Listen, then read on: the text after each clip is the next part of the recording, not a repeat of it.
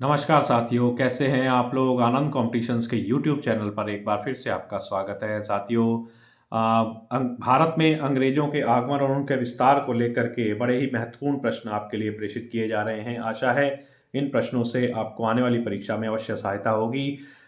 इस वीडियो का पहला प्रश्न हम देखते हैं कि the governor and company of merchant of trading into the East Indies company का नाम था, किस कंपनी का नाम था, ये पूछा गया है। तो ये जो नाम है the governor and company of merchant of trading into the East Indies, ये अंग्रेजी ईस्ट इंडिया कंपनी का नाम था। तो ऑप्शन नंबर 3 इसमें सही जाता है। नेक्स्ट देखते हैं, ब्रिटिश ईस्ट इंडिया कंपनी का आरंभ कब हुआ था। ब्रिटिश ईस्ट इंडिया कंपनी का आरंभ साथियों दो ऑप्शन है, 1601, 1602 और 1599, 1589। तो यहाँ पर जो ऑप्शन है 1599 में इसकी स्थापना हुई थी। तो इसके यहाँ पर स्थापना के संबंध में पूछा जा रहा है। आगे देखते हैं, ब्रिटिश ईस्ट इंडिया कंपनी की स्थापना के समय ब्रिटिश का शासक कौन था। तो एलिजाबेथ फर्स्ट जो थी वो शासक थी 1599 में। तो ये क्वेश्चन भी यहाँ पर बढ़िया बनता है। ईस्ट इंडिया कंपनी को प्रारंभ में कितने वर्ष के लिए व्यापार का अधिकार पत्र दिया गया था। साथियों ये जो क्वेश्चन है ये बहुत पॉपुलर है और आया भी हुआ है। ये इंपॉर्टेंट क्वेश्चन हो सकता है। 15 वर्ष के लिए इनको अधिकार पत्र ईस्ट इंडिया कंपनी को भारत में और ईस्ट के देशों के साथ व्यापार करने में परमिशन दी गई थी। ब्रिटिश ईस्ट इंडिया कंपनी का व्यापार अधिकार किस वर्ष अनिश्चित काल के लिए बढ़ाया गया था। तो ये क्वेश्चन भी अच्छा क्वेश्चन हो सकता है। ऑप्शन नंबर 3 1609 में ये कार्य किया गया था। ठीक है, ध्यान रखिएगा 1609 में। अगला क्वेश्चन देखते हैं, किस ब्रिटिश शासक द्वारा ईस्ट इंडिया कंपनी के व्यापार अधिकार को अनिश्चित काल के लिए बढ़ाया गया था। तो साथियों ये क्वेश्चन पिछले क्वेश्चन से ही जुड़ा हुआ है कि जो 1609 में अधिकार पत्र बढ़ा दिया गया था अनिश्चित काल के लिए, तो वो बढ़ाया था किंग जेम्स प्रथम ने। Next question, east India company की पूर्व की ओर प्रथम यात्रा कब आरंभ हुई थी। इसका मतलब ये है कि ईस्ट इंडिया कंपनी ने जब पूर्व के साथ व्यापार करने के लिए इंग्लैंड से अपनी यात्रा शुरू की थी, तो वो वर्ष कौन सा था। वो वर्ष था साथियों 1601 वर्ष था। ठीक है, अगला क्वेश्चन देखते हैं, ईस्ट इंडिया कंपनी ने अपनी प्रथम यात्रा किन देशों के लिए शुरू की थी। ये भी बढ़िया क्वेश्चन है। देखिए जावा, सुमात्रा और मलक्का, इन सभी के लिए यात्रा 1601 में आरंभ हुई थी। तो ये क्वेश्चन बढ़िया है यहाँ पर। नेक्स्ट देखते हैं, ईस्ट इंडिया कंपनी भारत को की ओर किस वर्ष बढ़ना आरंभ हुई थी। यानी कि भारत की ओर उनकी यात्रा जो है वो किस वर्ष आरंभ हुई थी। तो 1604 में उनकी यात्रा भारत की ओर आरंभ हुई थी। इससे पहले वो पूर्व में क्वेश्चन आया मलक्का में और जावा में इस तरह के द्वीपों की ओर बढ़े थे। भारत पहुंचने वाले पहले अंग्रेज कौन थे। ये बड़ा ही पॉपुलर क्वेश्चन है, ये इंपॉर्टेंट क्वेश्चन है, आता रहा है। कैप्टन हॉकिंस जो थे वो भारत में पहले आने वाले अंग्रेज थे। आगे देखते हैं, कैप्टन हॉकिंस किस वर्ष भारत में पहुंचे थे। तो 1600, कैप्टन हॉकिंस जो थे वो 1608 में भारत में पहुंचे थे और ये पहले अंग्रेज थे जो कि भारत में आए थे। अगला क्वेश्चन, किस स्थान पर उतरे थे कैप्टन हॉकिंस। ये क्वेश्चन भी आ रहा है। इनके बारे में समस्त क्वेश्चन संकलित किए गए हैं। कैप्टन हॉकिंस भारत में सर्वप्रथम किस स्थान पर उतरे थे। तो ये जो उतरे थे वो उतरे थे सूरत में। ठीक है, ध्यान रखिएगा, सूरत में इन्होंने सबसे पहले कदम रखा था। नेक्स्ट देखते हैं, कैप्टन हॉकिंस किस मुगल के दरबार में आए थे। ये भी बड़ा ही इंपॉर्टेंट क्वेश्चन है क्योंकि यहीं से ही आप देखिए कि ब्रिटिश ईस्ट इंडिया कंपनी की लगभग भारत में जो राजनीतिक और कारोबारी यात्रा जो है वो आरंभ होती है। तो वो थे जहांगीर जिन्होंने कैप्टन हॉकिंस से मुलाकात की थी। नेक्स्ट देखते हैं, कैप्टन हॉकिंस ने किस स्थान पर जहांगीर से मुलाकात की थी। उसी क्वेश्चन का अगला क्वेश्चन है और ये मुलाकात साथियों आगरा में हुई थी। कहाँ हुई थी, आगरा में हुई थी। ठीक है, ध्यान रखिएगा।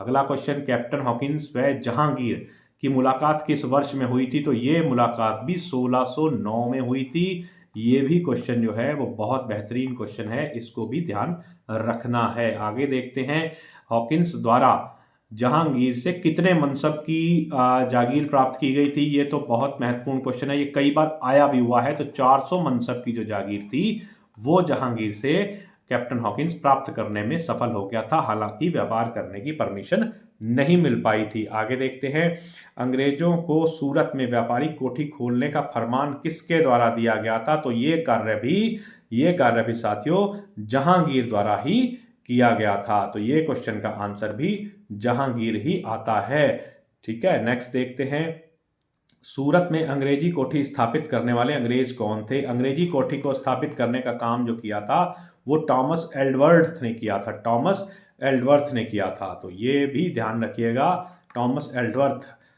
अगला, जहांगीर द्वारा किस तिथि को सूरत में व्यापारिक कोठी खोलने का फरमान जारी किया गया था? किस तिथि में फरमान जारी किया गया था कि अंग्रेज सूरत में व्यापारिक कोठी खोल सकते हैं? तो ये तिथि थी 6 फरवरी 1613। 6 फरवरी को यह फरमान जहांगीर द्वारा जारी किया गया था।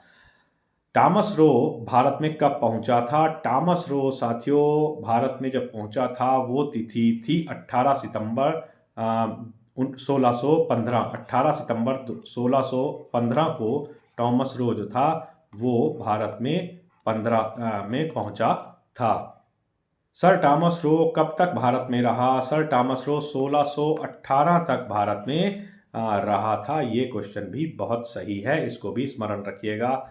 सर टॉमस रो किस ब्रिटिश शासक का दूत था? ब्रिटिश शासक का दूत था। सर टॉमस रो किस ब्रिटिश शासक का दूत था, ये पूछा गया है। तो ये था जेम्स, जो प्रथम जो किंग थे उनका ये दूत के रूप में आया था। जेम्स फर्स्ट के दूत के रूप में ये आया था। नेक्स्ट देखते हैं, वर्ष 1619 तक, 1619 तक ध्यान से पढ़िएगा, 1619 तक अंग्रेजी कंपनी के कारखाने किन किन स्थानों पर स्थापित हो गए थे? ये पूछा जा रहा है। अहमदाबाद में हो चुका था, भड़ोच में और आगरा में, तीनों जगह पर ये स्थापित हो चुके थे। तो ये यहाँ पर सही क्वेश्चन बनता है। किसने भारत में व्यापार की अनुमति प्राप्त की थी? तो किसने प्राप्त की थी? सर टॉमस रो ने प्राप्त की थी। तो ये जो कैप्टन हॉकिंस के बाद आने वाले टॉमस रो थे और वो व्यापार की अनुमति प्राप्त करने में सफल रहे थे। नेक्स्ट देखते हैं, दक्षिण भारत में ईस्ट इंडिया कंपनी का प्रथम कारखाना 1611 में मुसलीपट्टनम में खुला था। ऑप्शन नंबर 3 इसमें ठीक है, ऑप्शन नंबर 3 पर जाएंगे, ये बिल्कुल सही है। नेक्स्ट देखते हैं, अंग्रेजों को गोलकुंडा के सुल्तान से शाही फरमान कब प्राप्त हुआ था? तो 1623 का वर्ष था जब गोलकुंडा के सुल्तान ने एक शाही फरमान दिया था, जिसके एवज में उन्हें व्यापार करने की परमिशन दी गई थी। नेक्स्ट देखते हैं, अंग्रेजों ने कितनी राशि के बदले गोलकुंडा के बंदरगाहों पर व्यापार का एकाधिकार कर लिया था? जो शाही फरमान प्राप्त हुआ था उस शाही फरमान के बदले कितने रकम दी गई थी, जिसकी वजह से उन्हें एकाधिकार व्यापार में, बंदरगाहों पर व्यापार में एकाधिकार प्राप्त हो गया था? तो ऑप्शन नंबर 2 सही है। 500 पैगोडा राशि वार्षिक के एवज में गोलकुंडा के सुल्तान ने इनको एकाधिकार व्यापार का प्रदान किया था। 1630 में अंग्रेजों का प्रथम बंदरगाह पूर्वी तट पर किन स्थानों पर स्थापित किया गया था? तो ये दोनों स्थान जो हैं हरिहरपुर और बालासोर है। तो ऑप्शन नंबर 3 इसमें ठीक जाता है, तो इसका ध्यान रखिएगा।